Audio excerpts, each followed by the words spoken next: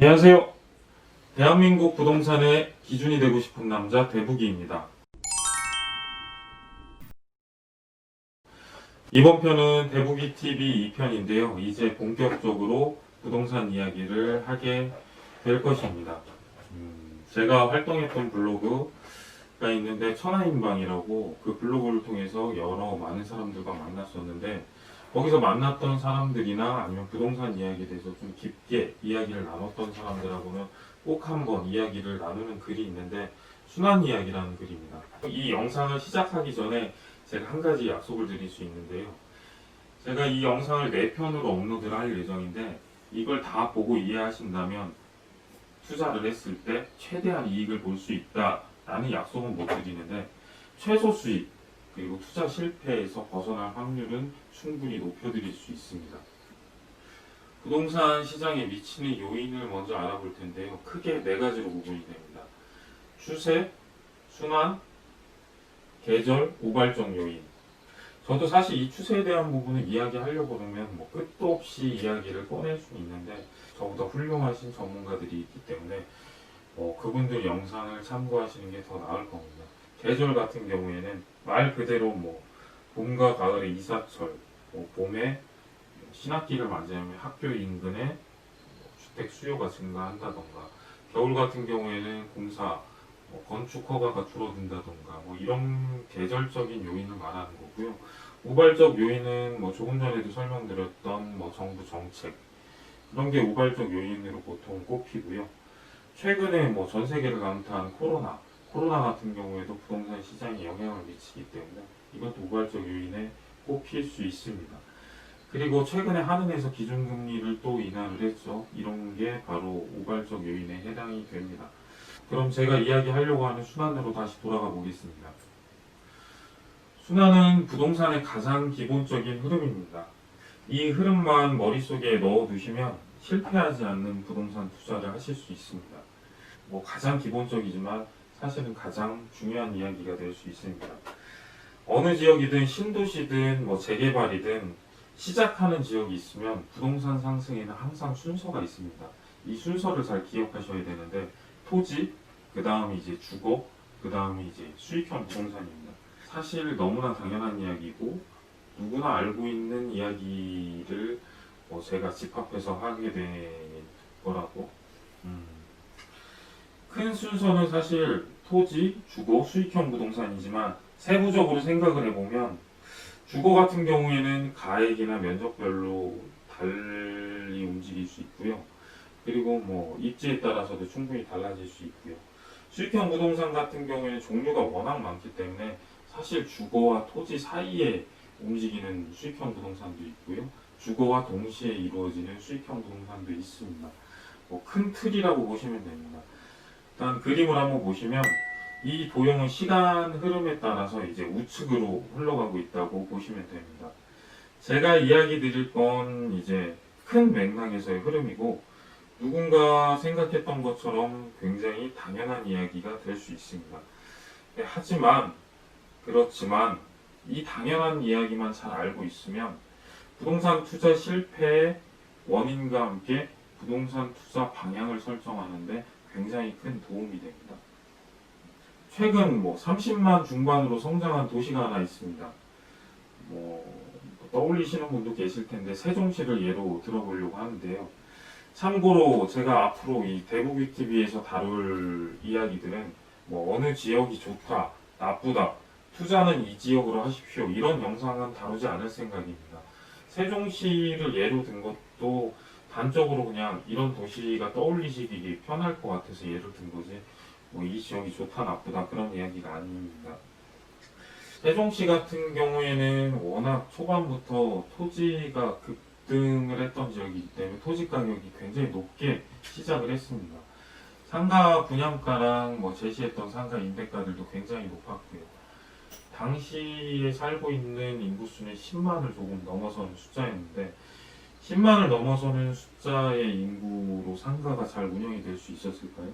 지인 얘기를 듣게 되면은 이제서야 공실이 좀 줄고 있고 임대료도 조금씩 정상이 되고는 있다고 하는데 여전히 공실 문제는 문제가 되고 있는 것 같더라고요. 뭐 지금은 차츰 많이 좋아지는 것 같습니다. 도시의 인구가 워낙 많이 늘었기 때문에. 이건 세종시만의 문제는 아니고요. 신도시면은 대부분 나타나는 문제이기도 합니다. 토지가 먼저 가격이 상승을 하고요. 그 다음에 주거가 어느 정도 안정이 되면 보통 수요에 따라서 공급이 먼저 이루어지기 때문에 뭐 매수 욕구가 크지 않은 지역 같은 경우 미분양이 보통 발생을 하고요. 미분양이 정차 해소를 하고 가격이 안정이 된 다음에 뭐 상승을 하든 뭐 안정을 하든 그 다음 단계가 이제 상가. 상가가 안정화가 됩니다. 그 다음에 이제 상승을 이야기할 수 있고요. 눈에 보인 뒤에 투자를 하면 대부분 늦습니다. 이 순서와 지역의 흐름에 대한 경험이 쌓이면 눈에 보이지 않는 시기에 어떤 것이 투자의 대상이 되는지가 보입니다. 신도시가 하나 생겼습니다. 초기에 이제 땅 가격이 굉장히 이제 올라간다는 소식을 들었어요. 여기 이제 부동산을 투자하기로 했습니다. 그럼 어디에 투자를 해야 될까요? 토지 같은 경우에는 뭐 이미 오른다는 소식을 듣고 갔기 때문에 추격 매수가 될 가능성이 굉장히 큽니다. 토지 같은 경우에 그리고 추세랑 마찬가지로 뭐 굉장히 다루시는 분들이 많죠. 토지 중에서도 저라면은 택지를 매수를 할 것 같습니다. 제가 지금까지 봐온 경험으로 초기 택지는 뭐 항상 당연한 듯이 도시화가 될 때까지는 일정 가격까지는 계속 상승을 합니다. 뭐 관심도가 높은 신도시 같은 경우에는 워낙 초창기 가격이 높게 형성이 되기 때문에 이 어려울 수 있어요. 오히려 관심도가 적은 택지 같은 경우에는 이게 굉장히 효율적으로 뭐 안정적으로 투자할 수 있는 방법이 될 수가 있습니다. 관심도가 높은 신도시일수록 이 오름세가 굉장히 큰데 초기 가격이 워낙 높아서 여기에 대한 경험이 없으신 분이라면 투자 적정 타이밍 매수액에 대해서 좀 어려움을 겪으실 수도 있습니다.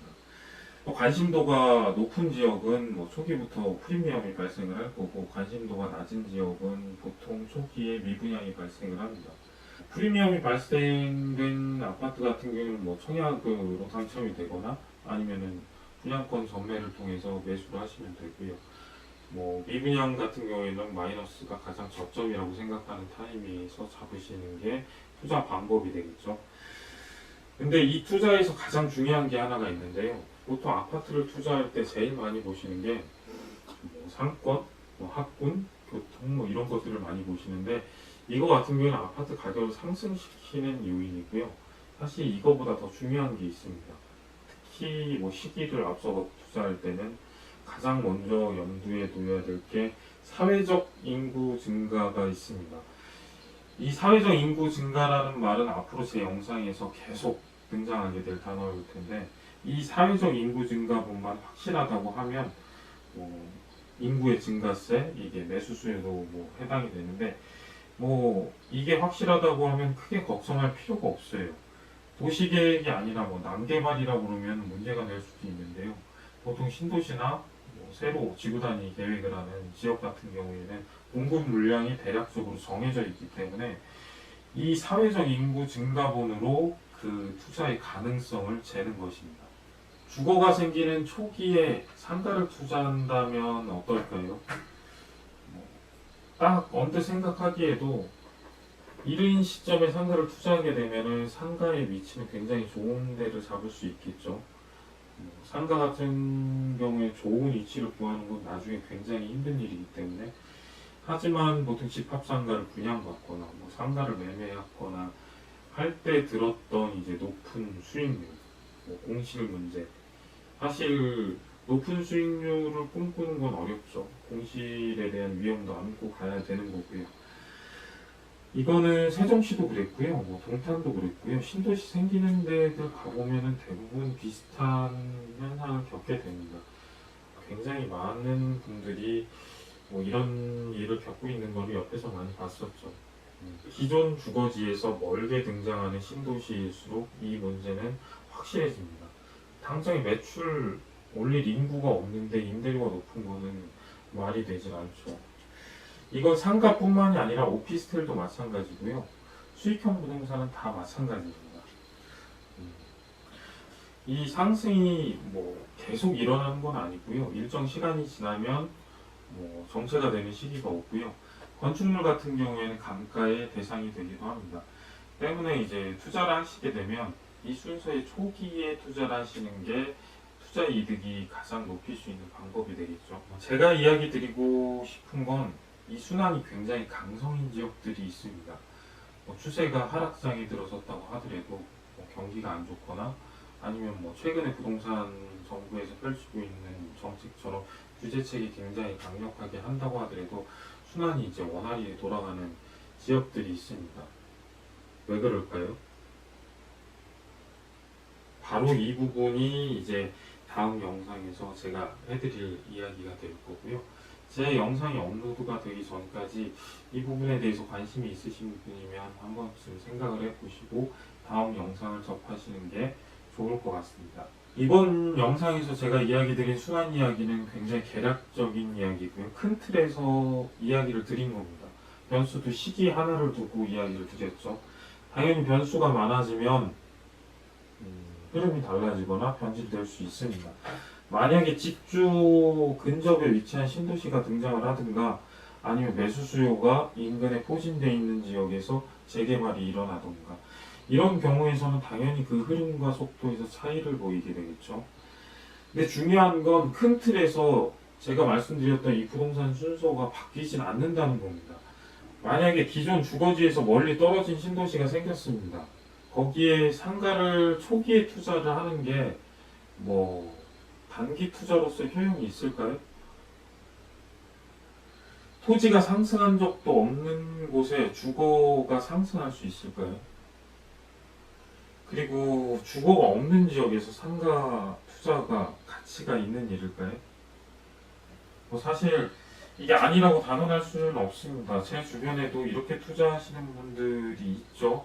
보통은 순서에 거스리는 투자를 하게 되면 굉장히 위험합니다.